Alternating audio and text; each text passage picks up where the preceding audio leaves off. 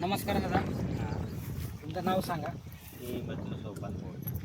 तुम्ही ह्याच्या प्लॉटला, टॅमॅटोच्या प्लॉटला ऑर्गॅनिक मार्गदर्शन वापरले, तर कशा पद्धतीने वापरले? सर्वप्रथम आहे ना, मी 19 आणि कार्बनयुक्त युक्त ड्रेसिंग केली. त्याच्यानंतर प्रामुख्याने क्रॉप 61 याच्या कंटिन्यू फवारण्या तथा ड्रिपद्वारे सोडल्या जातात. हां, तर तुम्ही ऑर्गॅनिक टेक्नॉलॉजी वापरली, पण गेले 5 दिवस जे सातत्याने पाऊस चालू होता, तर भरपूर पाऊस पण झालेला आहे. त्या माध्यमातून प्लॉटची अवस्था कशी आहे?